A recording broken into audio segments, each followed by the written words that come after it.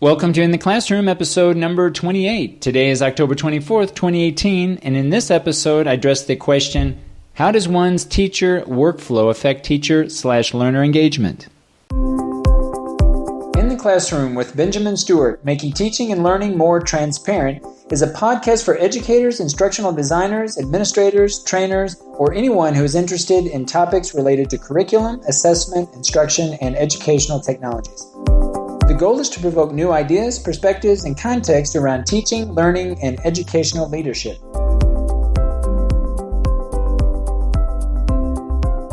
Today I want to talk about this idea of lean teaching, how we can become more effective, efficient, and engaging in our own teaching practice, not only in the day-to-day classroom experience, but also in the planning stages, also afterwards as we reflect on our own practice, and in terms of how we can improve.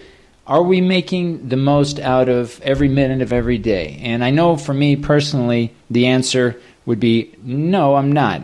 There are times where I feel like I'm wasting time. In fact, I am wasting time. I reflect back on my day and think, wow, I could have done something differently and try to be a little bit more efficient in certain aspects of my teaching, whether it's in class or planning. So today I want to look and talk about this idea of lean teaching. There was a book written in 1996 called Lean Thinking, Banish Waste and Create Wealth in Your Corporation. This book by Womack and Jones, I've included the link here in the show notes, check that out, is a really interesting book. There have been newer books out on the market that have been published that link this idea of lean principles in education, so I would definitely check those out. This book that I'm referring to here is primarily related to business, but I think there are a lot of principles that can be transferred to the processes that we have commonly see in formal education. The one principle I want to talk about today is really this idea of value, and this goes back to the idea of, are we efficient, are we effective, are we engaging, are we adding value, is there any waste that we can take out of our day-to-day processes that allow us to get the most out of each day that we go to work.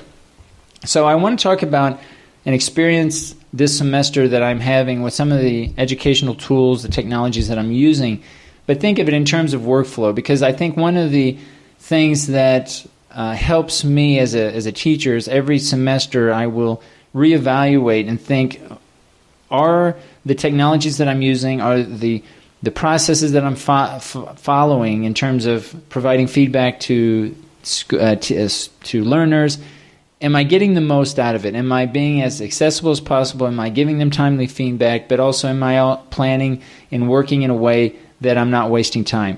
So this semester I decided to use a series of tools, and almost all the tools that I want to share with you today begin with the word Google. So I want to talk briefly about each one of these, not so much to dive deeply into all aspects of each of these tools, but really just to provide an overview of how and why I'm using some of these tools this semester and for what purpose. It's important to mention at this point that the students that I have that I want to discuss with you today are in a propedeutic year. I teach in a 4-year bachelor's degree program in English language teaching. So these students are coming into our program wanting to be English teachers, and I'm teaching this semester in a propedeutic year, which is a series of remedial courses that they take in listening and speaking, reading, writing, and learning strategies in order to improve their level of English. So the course that I'm teaching this semester, academic writing, basically is set to help them develop a paragraph and looking at how to write with a unified message that they can write coherently and cohesively. And so most of my students are at an A2 level according to the Common European Framework. So the first tool I want to mention today is Google Classroom. And Google Classroom has been really useful, I think, in helping me with my own planning and implementation of each of the activities that I plan for each week. Each week I set an essential question, some sort of deep thinking, critical thinking type of question that they consider from Monday through Friday. We do have classes every day, so we meet 1 hour a day, Monday through Friday. So we'll revisit the same essential question each week.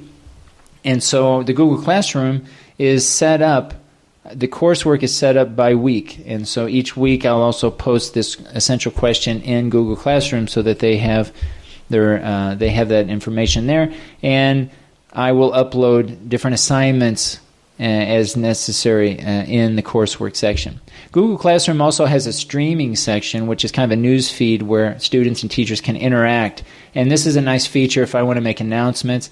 If I want to have different activities in class and I want them to maybe answer an essential question or some sort of some sort of open dialogue in class in real time, that can happen. We're fortunate enough at the university where we work, students have access to the internet, and so students typically will bring their cell phones every day to class. They use their cell phones all day in class pretty much, depending on the type of activity that we do. We're also lucky enough to have a computer and a large screen TV on one end of the room. On the other end, we'll have a board, so we can use that as other forms of input for the students. So they'll have not only their cell phone, they'll have the big screen TV with the computer and the internet available to them so we can look at something online, and I can also make notes on the board. So Google Classroom's been really useful in that regard in terms of really organizing our ideas as a class and our activities, and really taking each lesson and having it be enabling, helping them to progress throughout the week in terms of brainstorming and organizing their ideas and maybe an outline or a schematic map, mind map, and onto the development of their first draft and subsequent drafts finally into their final draft. Now, the second tool I want to talk about is Google Docs. And Google Classroom and Google Docs work really well together because as you create an assignment in Google Classroom, it also creates a document in your Google Drive.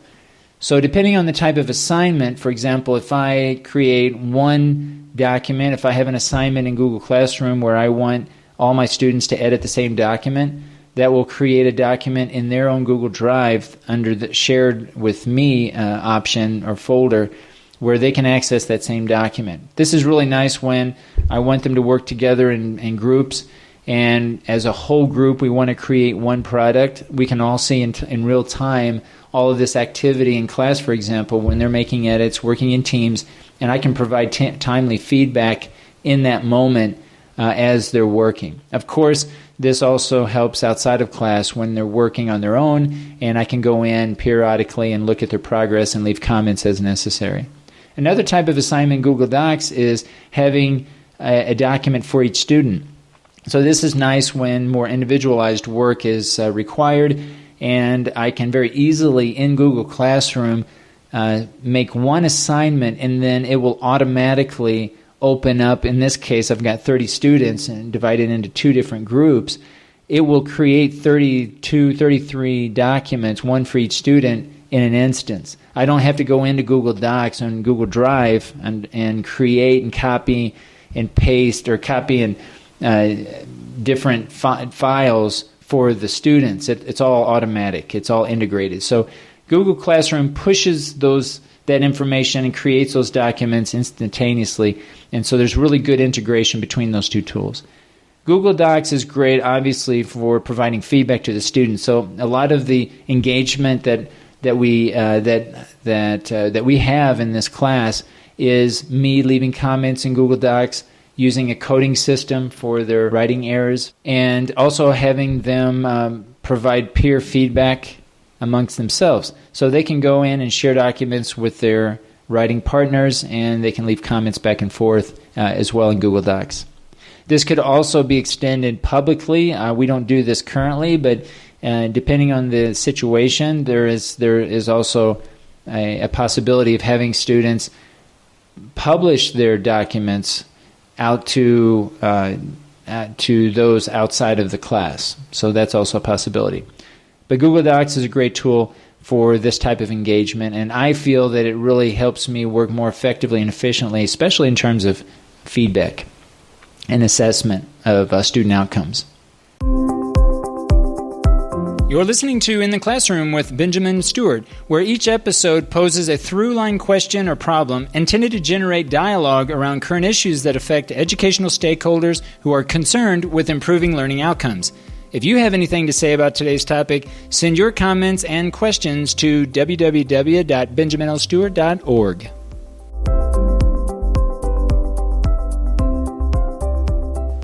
The third tool I want to talk about is Google Gradebook. And Google Gradebook is the only tool that I'm sharing today that is not free.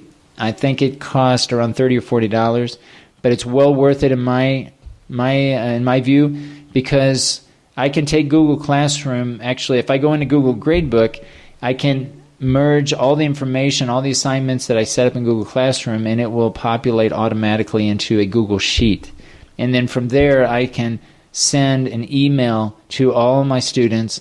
I can generate reports, classroom gradebook reports that I can easily see and evaluate the whole class very easily.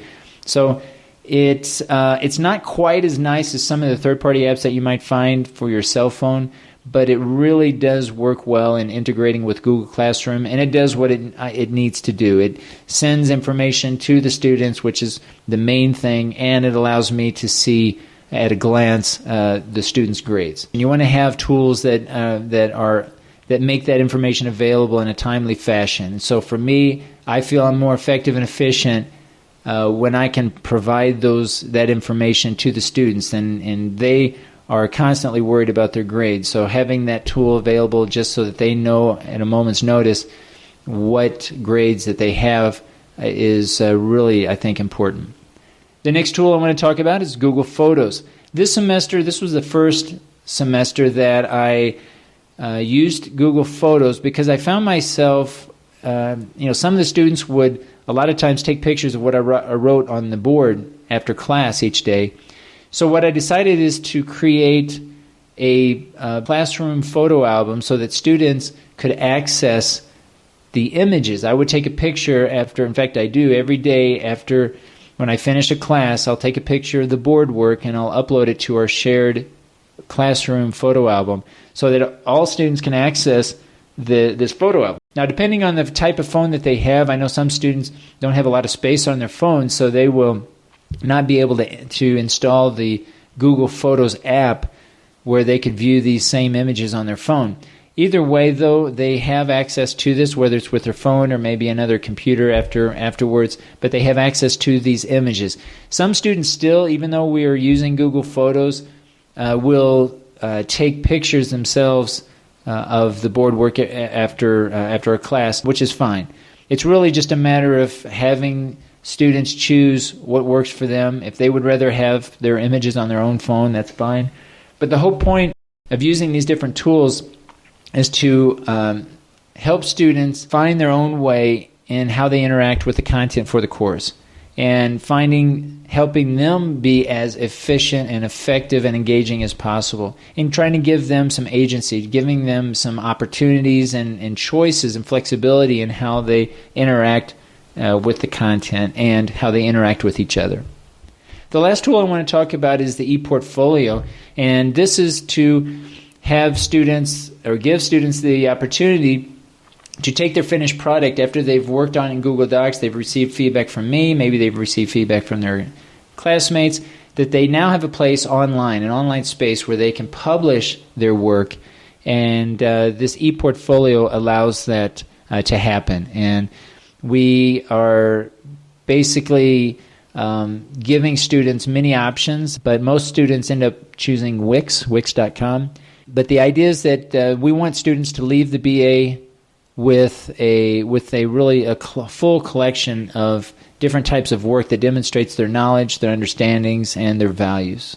So for the participatory call of action, I want to just throw out this idea, the suggestion of trying to find ways to share your successes and challenges with your current workflow. Is it working for you now, what you're doing with regard to the tools that you're using in terms of your lesson planning, how you implement your class, how you provide feedback to your students, how you reflect back on your own challenges and successes.